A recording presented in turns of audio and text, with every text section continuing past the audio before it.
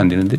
네, 차별이라기보다는 이제 새로운 어떤 사업 같은 거를 계속 이렇게 발굴했을 때 이제 한계 있는 제한된 그 예산을 아무래도 그 모든 그 새로운 사업에 다 배정하기가 어렵다 보니까 기획예산처도 이 점을 좀 감안을 해가지고요. 적극적으로 판단하는 게 좋겠어요. 네. 나 저 법제처장의 말씀이 약간은 납득이 안 되거든요. 이제 아무래도 국회 단계에서 예산을 심의하다 보면 국회에서. 법률적 근거를 어디에 두고 있느냐 이걸 늘 이제 기준으로 삼지 않습니까? 네. 그래서 뭐 예산 법률주의 이야기가 나오는 것인데 아마 그런 부분을 염두에 두고 한 얘기인 것 같습니다. 그게 다 일치하면 좋은데, 근데 입법으로 세상의 모든 행정을 규제한다는 건 말이 안 돼요. 입법은 큰 소위 말하면 틀을 정하는 거죠. 그 틀 안에서 자유롭게 어떤 긍정적 상황을 위해서 상황을 조성해 나가는 거, 이거는 행정의 재량이거든요. 행정의 특성이잖아요. 능동성, 재량성, 그다음에 공정성, 뭐라 하더라 내가 잊어버렸는데, 일단은 행정행위를 하면 일단 유효하다. 공정성이라고, 공정력이라고 그러나요? 공정력 맞습니다. 다 잊어버렸죠. 옛날 시험 본 지 오래돼가지고. 공정력이라고 그러죠. 어쨌든 그걸 법률에 의한 것만 예산이 편성된다. 이거는 저는 도구마 같습니다. 이거는 행정과 입법의 한계를 넘어선 것 같아요. 그건 칸을 넘어선 얘기 같습니다. 그럼 점검 한번 해보시죠. 알겠습니다. 아무래도 이제 국민 삶 전반에 지대한 영향을 미치거나 또 장기적이고 구조적으로 예를 들어서 예산이 수반되거나 뭐 이런 부분들에 대해서는 아마 이제 법률에 좀 더 규정을 해야 안정성을 꾀하는 측면이 있을 거고요. 말씀하신 것처럼 그렇지 않고 이게 시행령이나 시행규칙 또는 불령 등을 통해서 또 방침을 통해서 할 수 있는 부분도 분명히 있을 겁니다. 그런 것을 잘 구분토록 해보겠습니다. 네. 근데 국회 입장에서는 예산 심사 과정에서 야, 우리가 입법부에서 하라고 한 거 명시적으로 해도 된다고 한 거 아닌 일을 왜 해? 라고 할 수는 있겠죠. 뭐, 그 예산 심사권의 범위에 들어가니까. 그러나 원론적으로 입법으로 명확하게 하지 않는 것은 예산을 통해서 집행할 수 없다고 하는 건 아닌 것 같아요. 이게 너무 행정이 경직되고 있어요. 나는 이런 것들이 결국은 불행하게도 사법국가화의 한 경향이라고 봅니다. 결국은 다 법률에 벗어나지 않으면 정당한 목적을 위한 행위는 해도 된다. 이게 행정의 대원칙인데 법에 없는 거 하면은 직권남용 뭐 이런 걸로 수사하고 감사하고 이러니까 무서워가지고 다 안 한 거예요. 행정의 적극성이 다 사라져 버렸습니다. 이게 정말로 위험하거든요. 우리가 적극 행정을 권장한다고 무슨 온갖 가지 조치를 한다고는 하면서도 사실은 명시적으로 법에 정해져 있거나 아니면 과거부터 해오던 일이거나 누가 시킨 거 아니면 절대 안 한다. 나중에 자기가 피해를 볼 수가 있으니까요. 이걸 고치지 않으면 우리가 추격은 가능한데 선도가 불가능합니다. 사례가 없는 거 안 해버리면 다른 사람이 한 거 따라가는 거잖아요. 다른 나라에 사례가 있어? 이렇게 묻잖아요, 우리가. 왜 그걸 묻습니까? 그게 정당해? 바람직해? 효율적이야? 라고 물어야지. 누가 했어? 해서 뭐 실패 안 했어? 이렇게 하면 1등 못 하잖아요. 우리 총리님 너무 잘하실 것 같아요. 네, 그 사례가 있는 일을 하면 1등을 할 수는 없습니다. 그러니까 1등을 따라가는 거죠. 일들을 해야 1등을 할 수 있습니다. 그러니까 우리 대한민국도 사실은 전 세계가 이제는 따라오는 추격자로 보는 게 아니고 대한민국은 뭘 하지? 이렇게 보는 상황이 돼 간다고요. 그러니까 우리가 언제나 사례가 없는 거를 새롭게 우리 구상해서 나가야 되는데 이건 입법이 할 수 있는 게 아니고 결국 행정이 하는 거예요. 좀 더 능동적으로 각 부처가 좀 해주면 좋겠습니다. 그래야 우리가 1등 국가가 됩니다. 네. 2등 국가가 되면 안 되죠. 맞는 말씀이고요. 미국의 경우는 요즘 좀 지나쳐서 문제지만은 행정특권, 즉 Executive Privilege라는 이름으로 의회 아닌 이 행정부에서 집행하는 것들이 많이 있습니다. 그렇죠. 거기는 뭐 불문법 국가라서 더 그렇죠. 근데 입법 우리가 한계에 좀 안 갇히면 좋겠어요. 그래야 우리가 모범이 될 수가 있습니다. 말이 너무 길었네요. 네, 다음 진행하십시오. 네. 다른 의견이 없으시면은 해당 보고는 원안대로 접수하고요. 중기부 안에 보고가 있습니다. 중기부 마지막 중기부 장관. 네. 중기부 장관으로 드리는 보고 마지막일 것 같습니다.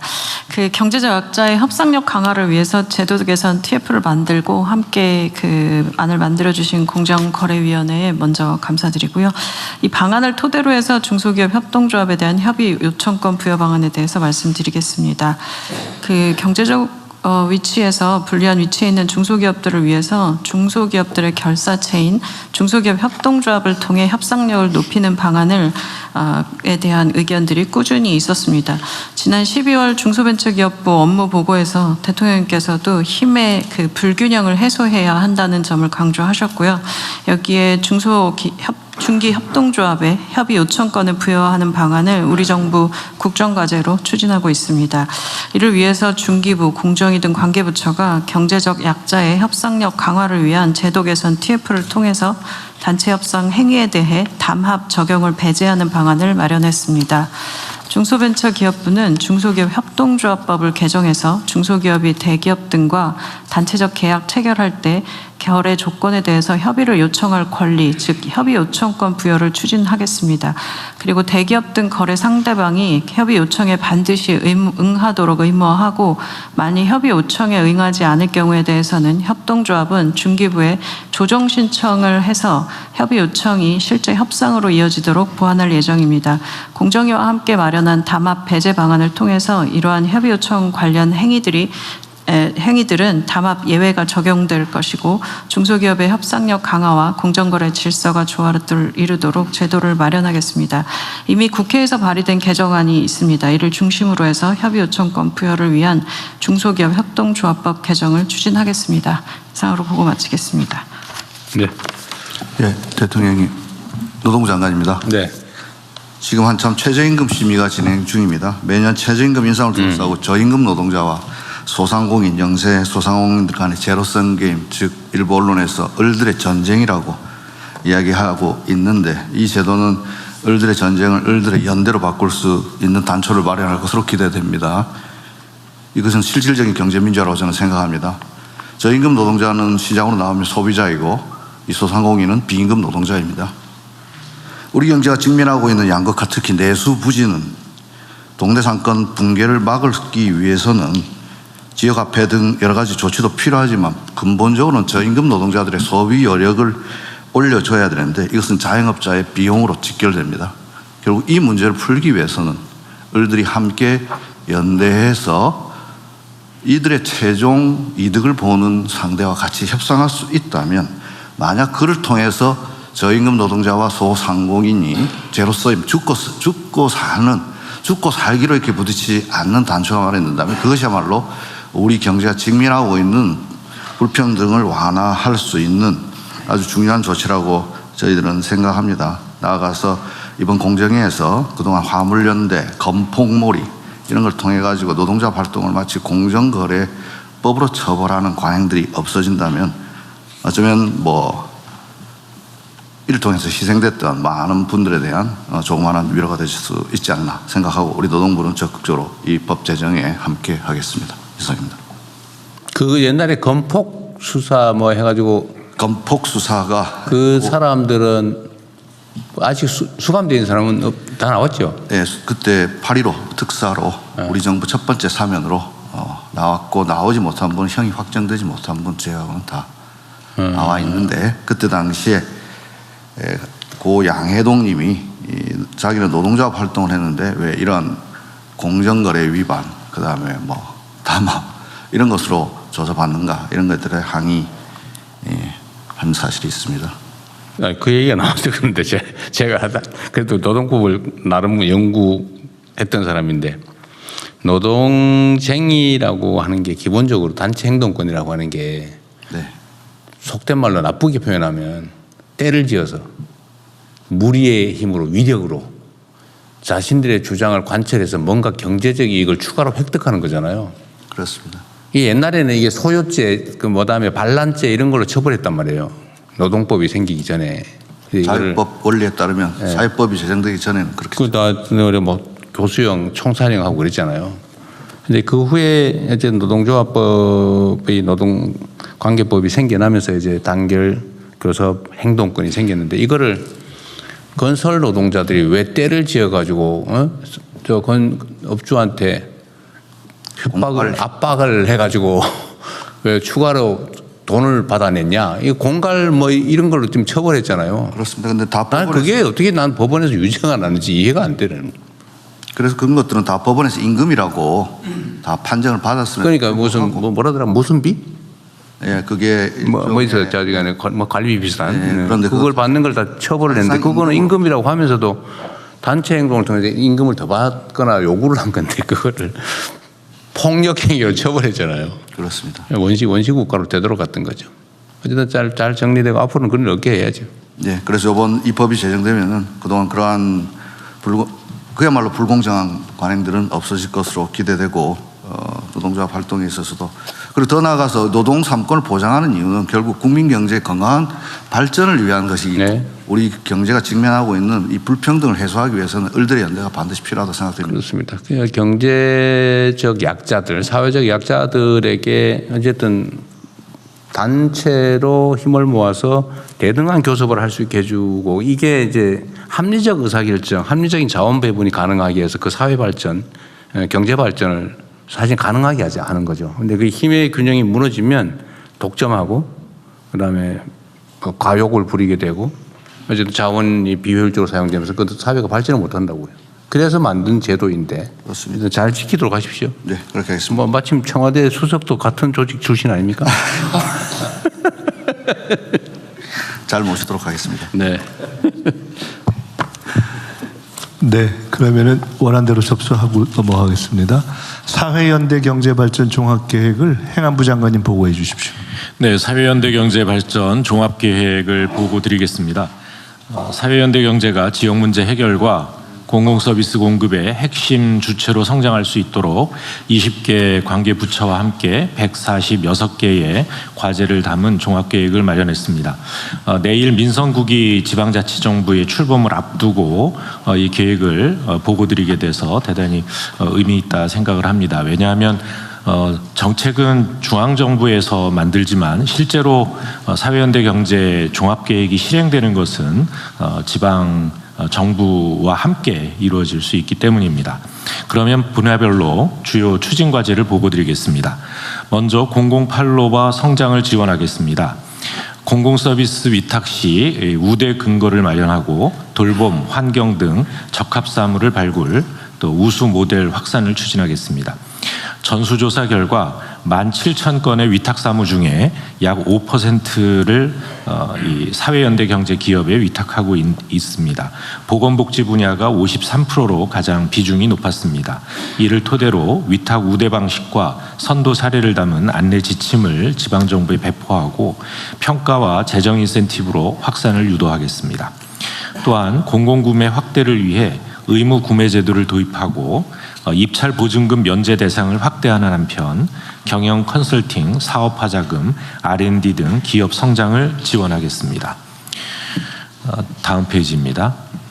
돌봄, 주거, 에너지, 농어촌 등 생활과 밀접한 4대 분야에서도 선도 모델을 만들겠습니다.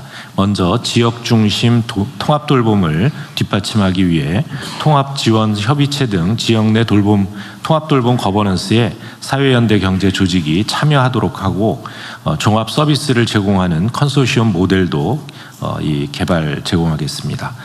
또한 사회주택 공급을 확대하는 데도 기여하겠습니다.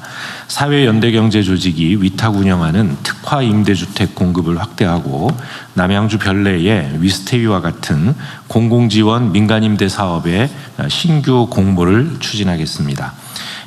또한 햇빛 소득 마을을 연 700개 이상 차질 없이 조성하고 농어촌 지역에는 농촌형 조직 500개소 이상 육성을 통해 지역의 부족한 서비스를 보완하겠습니다. 다음입니다. 청년 사회연대 경제 리더 양성에도 힘쓰겠습니다. 일경험 프로그램과 현장 경험 연계 교육 등을 통해 사회연대 경제 직업 경로를 마련하고 청년 마을, 청년 기업 지원도, 청년 마을 기업 지원도 확대하겠습니다. 다음으로 사회연대 금융 생태계 조성에도 힘쓰겠습니다. 기금 조성과 투융자 사업을 지원하는 전담 기관과 중개 기관을 지정하여 운영하는 한편 임팩트 펀드 조성과 대출 규모 확대를 통해 금융 접근성을 높여 나가겠습니다. 끝으로 제도적 기반을 마련하겠습니다. 지난 4월 법사위를 통과해 본회의에 계류 중인 사회연대경제기본법의 조속한 제정을 통해 통합 추진 체계를 확립하고 지방세와 국공유재산 사용료를 감면하여 기업 성장 환경을 조성하는 데 노력하겠다는 말씀 드립니다. 이 계획을 수립하는데 20개 부처에서 적극적으로 협조해 주신 데 대해서 감사의 말씀을 드리고요. 이 차질 없는 실행을 통해서 이 유의미한 성과를 조기에 창출할 수 있도록 관계 부처와 함께 최선을 다하겠다는 말씀을 드립니다. 감사합니다. 네, 아주 세밀하게 준비를 잘하셨습니다. 이번에 제가 이태리하고 그 양자 정상회담을 하면서 어쨌든 이태리의 협동조합 사회연대 경제 분야를 서로 협력하기로 네, 했잖아요. MOU 작성을 네. 했고 그 제가 시장을 할 때도 이태리에 그것 때문에 출장도 가봐서 네. 현장도 봤는데 이태리 북부에 무슨 주더라? 트렌티노주 말씀. 네, 거기 말고 협동조합이 아주 많이 발달한 주가 스페인에 도레노인가요? 스페인 스페인은 몬드라곤. 몬드라곤인가? 네. 어쨌든 이 사회연대 경제가 차지하는 비중이 대개 한 8%, 10% 뭐 이런 선 정도까지 올라가 있다고 하던데 우리는 한 1% 되나요?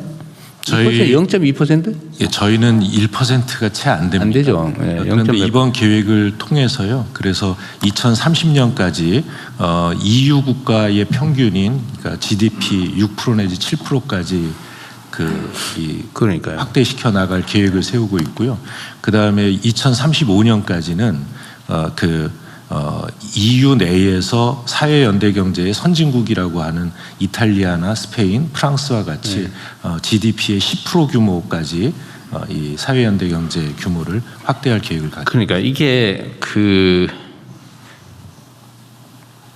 협동조합이라고 하는 게 사회 공동체에 매우 도움이 되잖아, 그죠? 네, 오로지 돈을 벌기 위해서 누군가의 돈을 벌기 위해서 누군가는 거기에 도움이 되고 임금을 받고 이게 주류이긴 한데 아니면 창업을 하든가 이게 주류이긴 하지만 그게 아니고 이게 구성원 모두가 대등하게 동등하게 모두를 위해서 공익을 위해서 경제 활동을 하는 것도 가능하다는 걸 보여줘야 되잖아요. 네. 그런데 이게 그 경험과 좀 의지라고 그럴까? 이게 되게 중요한데 이 잘 안 돼요. 원래 동업하지 말란 말이잖아요. 싸운단 말이에요. 근데 그게 아니고 같이 하는 게 훨씬 더 도움이 되는 영역들이 있는데 그 중에서 가장 유력한 분야가 인허가를 통해서 그냥 이익이 생기는 게 있단 말이에요. 네. 인허가를 통해서. 그게 이제 공공 서비스죠. 대표적으로. 저는 무슨 개발 사업 이런 것도 사실은 가급적이면 협동조합 형태로 하는 게 좋다. 특정 기업한테 허가 내줘가지고 하는 것보다는 지금 다 그렇게 하잖아요. 그죠? 개발 허가 내주고 다 이익 다 업자가 가지고 이렇게 하는 것보다는 그렇게 이익이 인허가 자체로부터 생기는 것들은 구성원 가능하면 다 대다수 아니면 어쨌든 한 개 회사보다는 여러 사람이 갖는 게 공익에 부합하단 말이에요. 그러니까 사적 이익으로 만들기보다는 네. 예, 공동의 준공적 이익으로 만드는 게 공동의 이익으로 만드는 게 중요하죠. 근데 그것도 사실 그 쉽지는 않은데 근데 그러려면 이제 연습 훈련을 해야 된단 말이에요. 교육 훈련이 필요한데 이것도 그냥 어디 학원 만들어서 가르칠 수는 없잖아요. 그러니까 연습을 해야 되는데 네. 그게 제일 중요한 게 공공 서비스 같아요. 여기 지금 제일 먼저 써놓기도 하셨는데. 네, 그렇습니다. 그 중에 특히 뭐 지금 이게 많이 없어진 것 같아요. 원래 제가 성남시장 할 때는 오히려 우리가 시작을 해가지고 많이 퍼졌는데 지금 거의 없어져 버린 것 같아요. 이게 왜 그러냐면 공공 서비스 위탁받는 게 이권 사업이거든요. 가로 청소 이런 거 하나 인가받으면 권리금이 막 몇십억씩 한단 말이에요. 여전히 요즘도 상당히 비쌀 거예요. 그렇습니다. 수익이 약해지고 하니까요. 예. 근데 그걸 사실은 청소 일하는 사람들에게 직접 일을 주면 산정된 인건비가 다 그 일하는 사람한테 갈 텐데 꼭 특정 업자한테 시장 친구, 군수, 삼촌 이런 데다 줘가지고 거기서 이거 띄어먹고 거기서 일을 시키니까 이게 부조리의 원인이 되지 않습니까? 착취의 원인이기도 하고. 그래서 이거를 최대한 좀 확대를 하겠다는 것 같은데 이거 좀 힘을 쓰면 실어주면 좋겠어요. 네, 그렇게 이게 지방자치단체장, 지방정부 수장의 의지 문제거든요. 얼마나 청탁 많이 받았겠어요. 선거 때 도움도 많이 받았을 거고. 쉽지 않아요, 이게. 그래서 이거는 정부에서 좀 각별히 좀 힘을 써주면 좋겠습니다. 경쟁을 시키든지 아니면 모범적 사례를 가지고 불러다가 교육을 시키든지. 예, 그 새로 단체장 당선되신 분들한테도 적극 그 안내를 할 거고요. 그다음에 이 평가를 해서 저희가 이 재정 인센티브를 좀 세게 만들든지. 그렇게 계획을 세우고 있습니다. 그 비율 사실 늘리자고 마음먹으면 그리 어렵지 않거든요. 제가 성남시 시장 할 때 성남시가 거의 전국의 이 사회경제, 내 경제의 몇십 %를 차지하는. 대통령님이 거의 처음으로 하신 거죠. 그걸 따라간 데가 몇 군데 있습니다. 근데 이따가 나중에 쓱쓱 사라지고 있더라고요. 보니까. 아직 뭐 시흥 같은 데가 좀 남아 있어요. 네. 그 후에 뭐 정부에서 인센티브는커녕 오히려 제재도 하고 뭐 이래가지고 뭐 수사하고 이러니까 많이 없어져 버렸는데 이거 어쨌든 확장해주면 좋겠고요. 그 뭐 돌봄도 그렇고 할 게 참 많습니다. 서비스의 질도 높아지거든요. 애정 가지고 하는 거하고 뭐 임금 받고 막 시켜가지고 하는 거하고 다르잖아요. 공공 서비스 질을 올리는 데도 매우 도움이 될 것 같습니다. 그걸 통해서 이제 훈련하고 교육도 되고 활동가가 생겨나고 그러면 이제 민간 영역을 확산할 수 있게 되는 거죠. 예. 대통령 한 말씀만 드리겠습니다. 기획처 장관입니다. 네. 이제 대통령도 아시는 것처럼 이제 사회연대 경제 조직 안에 지금 현재 재정으로 보자라면 사회적 기업 부분에 가장 많은 지금 그 지원이 가고 있고요. 우리 기획처가 소관하는 이제 협동조합이라든가 또 지금 뭐 노동부 다 이제 지금 이제 마을기업이라든가 다 지금 나눠져 있습니다. 그런데 저희 예를 들어 협동조합만 해도 올해 한 14,000개가 있는데 여기에 한 14만 명 정도가 지금 취업자 수인데 취약계층을 많이 고용합니다. 그러니까 취약계층이 한 66%가량이 취약계층이거든요. 그러니까 고용 측면에서도 매우 용이한 부분이 있습니다. 그래서 저희들도 지난번 대통령께 보고도 드렸고 그렇지 않아도 이번 주에 제가 이제 협동조합의 날이 있어서 대통령께서 이제 영상으로 축사를 보내주셨는데 그래서 그런 부분들 제가 이제 감안해서 내년도 이제 예산이 현재는 1년에 저희가 종합적으로 사연대 경제 예산이 한 1,467억 정도 됩니다. 그런데 이 부분을 전반적으로 저희들도 사연대 경제 조직 활성화를 위해서 그래서 좀 적극적으로 각 부처하고 좀 협의해서 내년도 예산에 반영하기 위해서 좀 준비를 하고 있다는 말씀을 드리겠습니다. 네, 어쨌든 그것도 많이 늘려주시고요. 약간 관련성이 있어서 말씀드리는데 그래서 제가 전에 무슨 강남 어딘가에 그 생활 폐기물 그 월급 임금 띄어먹었다고 그래서 전수조사한 일이 있었잖아요. 네, 그렇습니다. 근데 그때 제가 그 지시를 하면서 까먹은 게 있는데 생활 폐기물 조사를 하라니까 생활 폐기물만 조사를 하고 가로 청소 조사를 안 했더라고요. 그래서 가로 청소 부분도 조사를 하라고 지시를 했는데 혹시 그 받으셨어요? 조사 다 마쳤습니다. 다 마치셨어요? 그건 좀 어땠어요? 제가 지금 오후에 보고를 받고 오늘 오후에 받겠어요. 그럼 나중에 얘기해 주시고요. 마쳤다는 것까지만. 어쨌든 이게 꽤 있을 겁니다. 그것도 중간 띄어먹은 게 띄어먹을 수밖에 없어요. 띄어먹으라고 원래 하는 거거든 그게. 어쨌든 그런 일 안 생기게 좀 하셨으면 좋겠습니다. 그게 왜 특정인이 중간에서 띄어먹습니까? 뭐 한 게 있다고? 그 보면 너무 황당해. 아니 대한민국이 문명 국가잖아요. 공공 서비스를 줬는데 일하는 사람한테 줘야지 왜 중간에 꼭 하나 걸쳐가지고 거기서 띄어먹게 하냐고요. 그래서 그거 잘 챙겨보시기 바랍니다. 네. 어쨌든 이건 대폭 좀 늘리면 좋겠어요. 사회적 경제 영역은. 네. 해당 보고도 원안대로 접수하겠습니다. 이 정부의 정책 홍보 영상 상영 순서입니다. 그런 거 또 있어요 오늘. 금융위원회 영상 소개해 주시죠. 네. 지난주 국정홍보점검회의에서 우수 사례로 선정된 청년 미래적금 홍보 동영상 쇼츠를 소개해 드리겠습니다. 이 아무래도 청년 미래적금 상품이라는 게 주 고객이 청년인 만큼 이 홍보도 정부 부처의 언어가 아니라 청년의 언어로, 그다음에 정부 부처의 방식이 아니라 청년의 방식으로 한번 소통해보자, 이게 출발점이었습니다. 그래서 청년들이 많이 찾는 입시 진로 상담 유튜버들과 또 재테크 또 전문 유튜버들이 있더라고요. 거기 함께 참여해서 자산 형성 관련해서 청년들이 자유롭게 토크하는 그 과정의 정책 내용을 좀 담았습니다. 그래서 본편은 굉장히 깁니다. 20분짜리인데 네? 그래도 20만 회가 조회가 됐고요. 오늘 보실 거는 20분이 아니라 쇼츠로 짧게 한 건데 그건 한 90만 회 조회가 돼서 큰 호응을 얻었습니다. 그다음에 보시면 청년들이 이 필요한 정보를 자기들이 어떻게 좀 그거를 공유하고 소통하는지 아마 그걸 한번 보실 수 있을 것 같습니다. 네. 한번 보시죠. 네. 20만에 하니까 그랬다가 90만에 하니까 이렇게. 네. 청년 미래적금 19세부터 34세까지 한도라고 부를 수 있겠죠. 월 50만 원입니다. 만기는 3년입니다. 그럼 혜택이 뭐냐? 세금을 안 냅니다. 세금 없는 것만 가지고는 살짝 서운하죠? 뭘 줄까요? 뽀찌 떼주는 직관적으로 금융위원회에서 하는 건데 뽀찌를 떼준다는 거 미친 적금 뽀찌 떼줄만 해요. 자, 청년 미래적금이면 뭘 떼주죠? 기여금을 줍니다. 기여금 이 기여금은 최대 12%를 얹어줍니다. 내가 50 넣을 때 한쪽에서 월에 6만 원이 6만 원을 넣어줍니다. 같이 들어간. 오. 미국의 S&P 500의 과거 평균 수익률이 12.2%입니다. 일반 적금을 해가지고 요거랑 똑같은 혜택을 받기 위해서는 한 19% 나와야 돼요. 19% 차이가? 주변에 친구들한테도 얘기하고요. 처음 만난 친구 안녕하세요. 혹시 청미적 국가에서 없어요? 나오신 분 아니죠 오늘?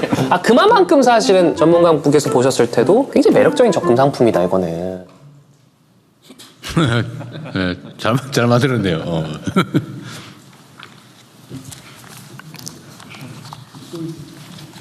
네, 다 마쳤습니다. 예. 20분 아닙니다. 예. 각오를 하고 있는데 짧게. 이번에는 그 국민 여러분 실시간 의견 답변 시간입니다. 우리 국무조정실장님. 예, 국무조정실장입니다. 지난주에서 두 번째 국민소통의 시간입니다. KTV 또 이재명 TV 채널에 많은 시청자분들이 참여해 주셔서 좋은 의견 보내고 계시는데요. 감사합니다. 먼저 모두 말씀 관련입니다. LTA님이 지역 균형 발전은 국가 100년 대계라고 의견을 주셨고, 유저지 M님은 새벽 총리님 고생 많으셨습니다. 감사합니다. 라고 말씀 주셨습니다. 제가 드릴 말씀을 대신한 것 같습니다. 다음으로 중동 전쟁 관련입니다. ZX님이 2부제 탈출 야호라고 의견을 주셨습니다. 많은 분들이 공감하실 것 같습니다. 또 휘발유 가격 관련해서는 NK님이 100원이나 낮아졌다고 하시고, 고양이님은 휘발유 값이 아직 안 내렸다라고 하십니다. 아마 이게 지역별로 차이가 있어서 이런 현상이 생긴 것 같은데 산업부에서 답변을 좀 해주시면 좋을 것 같습니다. 저기 뭐라더라? 착하디 착한? 이제는 그거 없어지는 거예요? 아닙니다. 착하디 착한이 2개가 됐고, 이제 최고 가격제가 월 단위로 하다 보니까 7월 말에 추가 발표가 있을 것 같습니다. 답변 되신 거예요? 예. 안건의 의견이 있었습니다. 덕이 홍시님 등 많은 분들께서 KR 2심 사기 사건 조사해달라고 요청을 주셨는데요. 이 건은 아마 경찰청 확인이 좀 필요할 것 같은데 답변이 안 되시면 아마 추후라도. 사기 사건? 뭔 사기 사건? KR 2심 폰지 사기 피해라고. 본인 사기? 폰지 사기라고. 폰지 사기. 네. 예. 전국에 한 2, 3만 명이 아마 이런 사건에 노출돼가지고 날벼락 맞았다 이런 기사가 있었다고 합니다. 그 경찰청이나 검찰청이 혹시 이거 수사하고 있는지 한번 혹시 아는 거 있으세요? 폰지 사기 요새 그 옛날 피라미드 뭐 그런 거 얘기하는 거죠. 다단계. 요즘 수사 혹시 뭐 상황들 아는 거 있으시면. 예, 그 구체적인 제가 사례는 확인하지 못했는데요. 한번 챙겨 보십시오. 뭐 그런 게 있나 본데. 예. 아마 외국인 관광객들도 아마 이심 판매 때 몇 킬로 해가지고 수출할 때 다단계 사기 의혹이 있다고 아마 기사가 나온 것 같은데 그거 포함해가지고 한번 조사를 해봐야 될 것 같습니다.